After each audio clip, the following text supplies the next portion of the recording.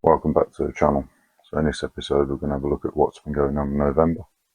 So you may have seen last month we were getting the Volvo ready to put on the TT01, and that was going to be used to test 3D printed parts, and we were going to upgrade it as we went along, and if anything broke we'd replace or upgrade it. So after running it, there's no damage at all on the wheels, none of the spokes are broke, which I thought they may do because they're actually quite thin on either the resin or the FDM printed wheels, and they've all held up fine. The only thing that did really happen was I didn't have the steering set up at 0, so I needed to adjust it. When I flipped it over, I think I left it on the body post and snapped it off, so I've had to sort that out. That's nothing major. The steering did feel a bit vague at times, so we're going to get rid of some of the plate out of that by fitting some metal steering arms with bearings. See if we can tighten up the steering on that. The next thing we're going to do on it is take the tyres off, put some of the solid ones on. So at the moment the tyres are reducing some of the impact on the wheels, so I figured with the solid ones on we're going to see how strong these wheels are. As I say, they've held up okay so far, so that'll be interesting. So last year I decided to turn the Subaru Brat Driver into Santa. He was driving the Subaru. This year we've got the Grinch, and he's going to be driving the Volvo. So we're going to get him put in there, put a few stickers on the Volvo, and that'll be that for the Christmas. The last month we also got the S15 sorted, so we had to make some custom body posts for it because the wheels weren't sat in the arches properly, so we've had to move it 5mm using some custom body mounts. Also, we had a broken hub, so that got replaced, and also designed some custom brackets for the caliper kits. That's all fitted on there. The wheels are also designed and printed. We've got more of a dish on the rear, with the same 6mm offset on both. I decided to go for like a metallic candy red to match the wheel nuts. So if you haven't seen that video, go and take a look at that. I also decided I was going to make a underglow kit for the TT01.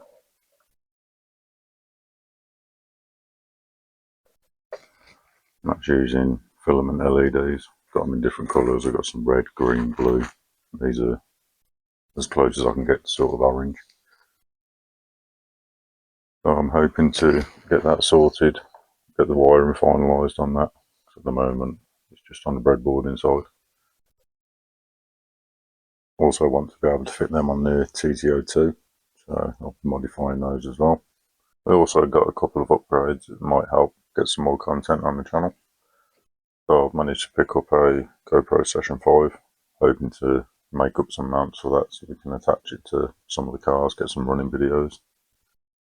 Also picked up some microphones, so we'll see if that helps with the clarity and volume on the videos. Not that it was any good to begin with, but we'll see if there's an improvement. Also decided to bite the bullet. Got a new 3D printer. You'll probably find there'll be some time lapses and stuff on there from that. One of the other things I've been working on is lately Tamiya haven't been supplying the TDLE02S in the kits, which had that switch on it for mounting on the chassis. Instead, they've been supplying this type, which has got a different switch. Yes, okay, you can mount it to the side of the ESC, but not really accessible on some of the models. So I've made up a bracket. So switch fits in there, slots into place, and then you can use the original mounting holes that match up with that, so it can be mounted in the standard position. Now it also fits the Hobbywing 1060, which is a popular choice for people. In the same way, switch just slides in and allows it to be mounted up. So this mount should do both of those. So I'm hoping to get those printed and get them up on the eBay store, if you're interested in them. What's next on the channel? As I say, we're going to do a few modifications and upgrades to the Volvo. We're going to test those out, see how they hold up, see how much of an improvement it is. I'm also hoping, as I say, to get some more parts up on the eBay store, including Mark IV Super rear lights.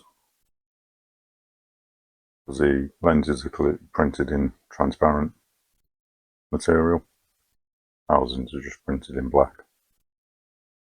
So now it's a lot easier to swap the filament over. I'm hoping I can start printing and get those up on the store, ready for any of you that want to buy them. So it looks like the new printer's going to be busy. So on that note, I'm going to get some work done, and I'll see you in the next one.